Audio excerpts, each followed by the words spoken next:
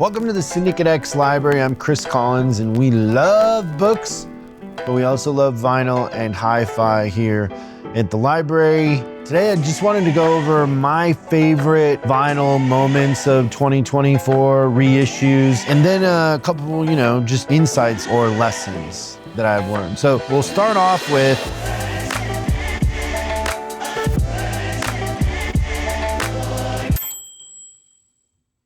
this UHQR release of the Doors LA Woman. Now, I buy everything that UHQR puts out, even if it's a band that I'm not interested in. I just get it and try to understand it. I have a system or kind of a game that I play with myself, is if other people really like something or it's popular and I listen to it and I don't get it or understand it, I force myself to listen to it at least 3 times all the way through, because familiarity helps you kind of understand a lot of times. And so I was excited about this Doors LA Woman because I don't know, a lot of their stuff is kind of more progressive or jazz, which I love, but I'm probably a rock guy at heart. And so I got it. It came. Interestingly, it was in a different kind of box. So usually their boxes have like this sleeve, but this one is it's more like other, labels in the way that they do it, but it's a box, which I thought was interesting. It looks weird on my shelf with all the other UHQRs, but I listened to it. And like most of their releases, I was like, okay, this is really good. And I played it for a bunch of people and I listened to it and I really, really dug it. Riders on the Storm is kind of my favorite song on here, just because, I don't know, the Weather Channel meets rock music. Just really cool how the actual storm comes in and out of the song. Then I see somebody whose YouTube channel I subscribe to and I watch his videos, which is Michael from In the Groove. He has a record shop in Phoenix, Arizona, and he put up his review of this album. And basically, he didn't like it. He explained that this is one of his favorite albums of all time. Maybe he says that this album was the reason why he got into vinyl, something like that. But the album is something that he holds very special, and he knows a lot about it, has a bunch of different pressings. Now, previous to this, I had the Doors box set, and that's the one, the ones I was listening to. So this was different. And so he's going through his review, and basically he's just trashing it, towards the middle. He's like, nope, it's not how it should sound. And he's kind of explaining it. And so, this pressing, which I acquired after watching his video, is the one that he says is the better of all of them. And I think this one's a 45. Yeah, it's a 45. So I got it. I ordered it because he knows what he's talking about, and I wanted to learn and understand. So then I did an A/B where I A/B'd him, and I A/B'd it for a bunch of people to see if they could hear the difference. And yeah, it's a huge difference. I get it. This feels less compressed, and it's just it's mastered different. The mastering makes it sound like a different album. And so I haven't gone back to this since. And I learned something, and I love it. Like, I love it that he was honest about his feelings and that he was very specific in what he thought was different, because then I had a roadmap when I listened and it's great. Like I thought it was really, really fun, and it was a way to have a connection with this album that I might not have had otherwise. So thank you, Michael, from the In Groove, for that. By the way, if you ever go to Phoenix, you should stop by his record store. It's really cool. I went. He's got a lot of great stuff. I wish there was a record store like that here in LA where you could get that broad of a mix. Most of the stores here in LA, even though we have a ton of them, don't have the hi-fi stuff. It's just hard to find the good stuff. Next one is this UHQR Exodus by Bob Marley. Whew. I don't even know how to explain it. It's just incredible. The pressing, how it's, Bob Marley, that album.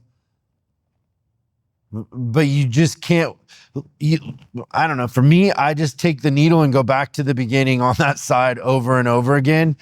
And then I'll flip it and I'll do the same thing. But I probably do it 3 times every time I put this on. I just listen to the same side. Just sonically, it's an incredible piece of work. So if you haven't experienced this, you will not regret picking this up. Then a couple other ones that came out. It's this Bill Evans. There's actually 2 that came out. It's great. I get it. It's worth, it was worth having. Same thing with Love Supreme here by John Coltrane. I thought the pressing was really good. It's not my favorite Coltrane album. Yeah, I don't know how UHQR works. Like, I wish I could have a vote in what albums they do. Like, when they did the White Stripes, I thought that was so great. There's so many albums out there that I wish somebody would put this sort of attention into and press them like this. But it's great. Okay, now let's go to this release. So they re-released Mark Lanigan Bubblegum. I can't believe some of these albums are 20 years old. It makes me feel so old. I got this out of the UK, though. You couldn't get this in the US. You could buy the album here, but not this one with all of these different vinyls. But it's got a great book in here. I actually emailed a guy who owns a record store in London and convinced him to sell this to me because they sold out quick. And I saw a couple on eBay, but they were crazy what they were going for. But I love this so much. This, if you haven't heard this album, well, depending on your style, like, I've played this here in the library, and the team always is kind of like, this is depressing. I think that was the comment. Like, this, isn't the mood. It's kind of my mood for sure. But Mark Lanigan is by far and away one of the best. Let me say that a different way. He has one of the best voices ever. Like, he could sing anything. And he did. If you're not familiar with him, check out the Soul Saver stuff he did. Some of the stuff with Greg Dooley with Twilight Singers. It's great, but I love this. I love the book that it comes with. And then there's a couple vinyls in here that have songs that are harder to find, that are just singles. You can stream them, but you can't get them on vinyl. So really, really fun acquisition. Next one is they redid Loud Love finally. So Soundgarden, Loud Love. When I was in high school, my buddy Jay loved this album, and I listened to it and I didn't get it. And I was kind of more into metal, that sort of thing. And then he convinced me to go to their concert at the Moore Theater. So we lived on the other peninsula, so we would have to ride a ferry across, and I think we were like 16, 17, but we do this all the time. We would go wait in line at Ticketmaster, get the tickets. There was a Tower Records out where we lived on the peninsula, so that's where we would wait in line and get them. Then we would ride the ferry over, walk to wherever the concert was in Seattle, and then walk back, and we had to catch the last ferry going back, which was usually 12:30 or 1 o'clock in the morning, something like that.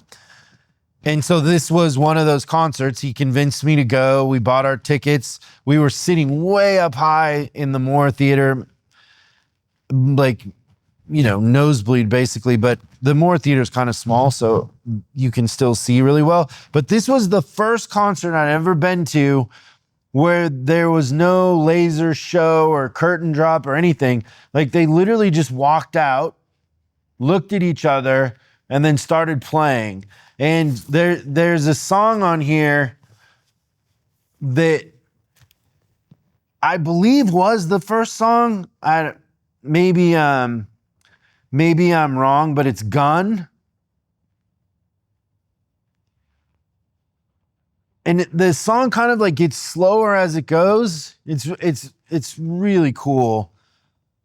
But, you know, after this, I think Soundgarden got a little more commercially friendly, and they definitely took off. And Chris Cornell is unique amongst singers, and Matt Cameron, who now plays for Pearl Jam, incredible drummer.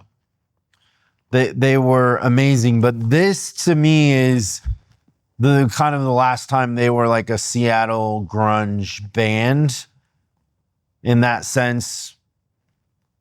And there's a connection to my childhood. And it's a great pressing. The pressing sounds really, really good. And some of the songs sound like you're hearing them for the first time. You know, just it being remastered that way. Next one is Massive Attack Mezzanine. They re-released it. The pressing that you can get right now, this is really good. If you've never experienced Massive Attack Mezzanine, I don't know, this album is probably 30 years old, but it sounds like it could have been made today. But this is what trip hop sounds like if you do it on 2-inch. Like, it's not, you know, it's not Pro Tools. This is before Pro Tools was good, you know, before everybody was using it.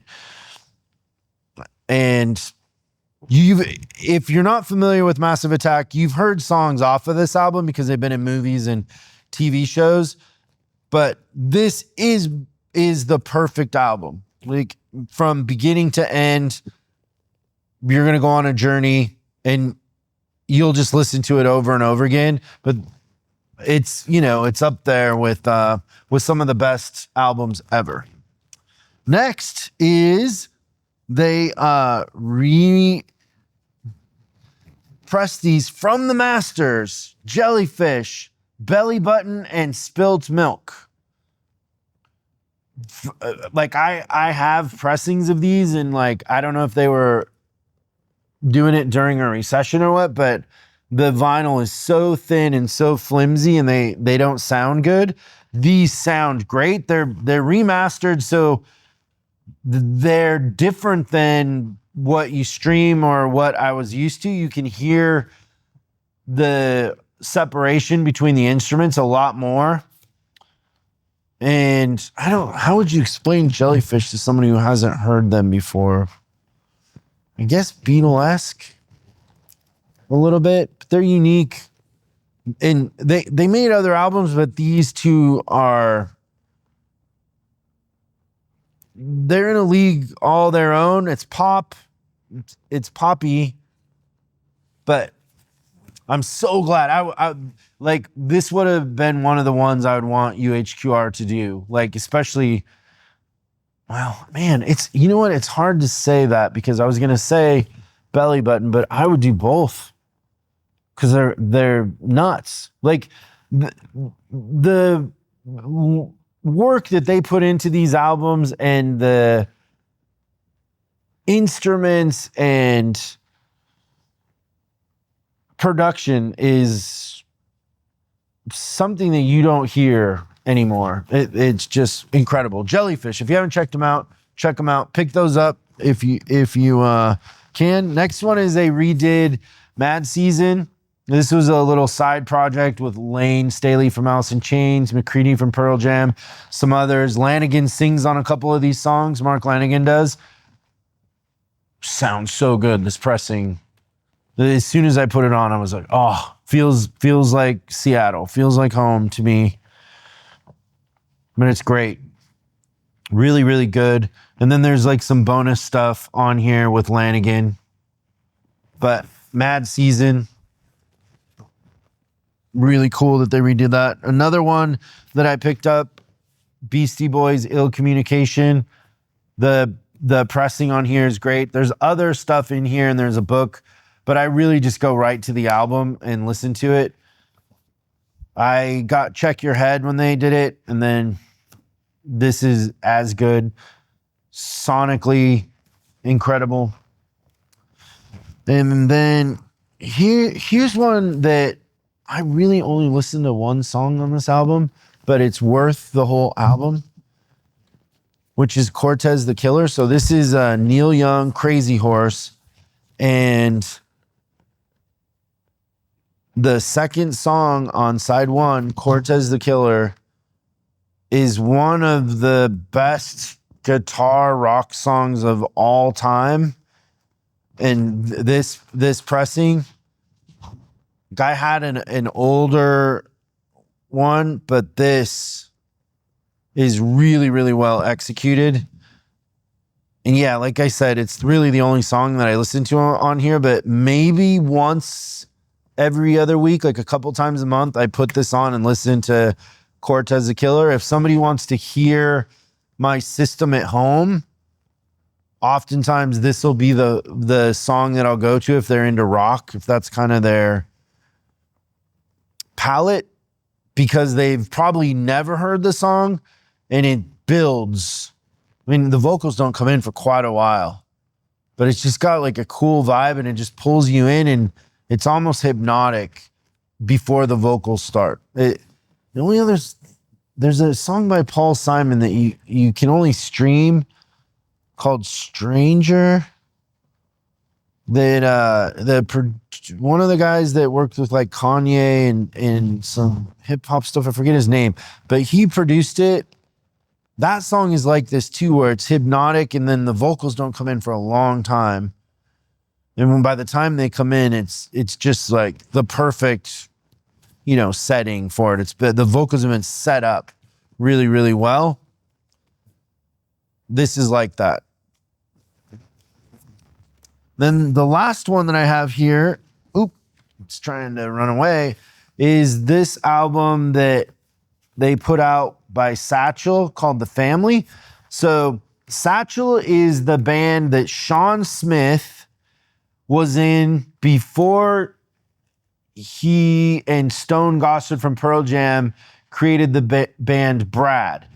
Sean Smith has a bunch of incredible solo stuff. If you just go to YouTube and type in Sean Smith Sopranos and watch that trailer that they did for The Sopranos in between seasons for his song Lost in a Memory, it's incredible. That's Sean Smith. He's a kind of icon in Seattle, passed away. So I should have said the late Sean Smith. And kind of, I think what happened is when Pearl Jam started to take off, Stone Gossard from Pearl Jam got his own label, signed Brad to it, and then they would make albums in between what he was doing with Pearl Jam. But Sean did solo albums. He did stuff with Satchel, and then he had a couple other projects. And so this is produced by Stone Gossard and Matt Wallace and co-produced by the Satchel Partnership. But it's great. Like I think I have every Brad album on vinyl, even the harder ones to get. But it just, I don't know, Sean Smith's voice and his songwriting, I just love. So if you've never heard of Sean Smith or Satchel or Brad, check them out. Like you'll You'll like it. Like, he's really, really good. And his solo live stuff is a great place to start too, because he was a incredible piano player. So those are kind of my 2024 vinyl lessons and highlights. If you have any that were special to you, please put it in the comments, because I'd love to learn something, and I'll see you next time.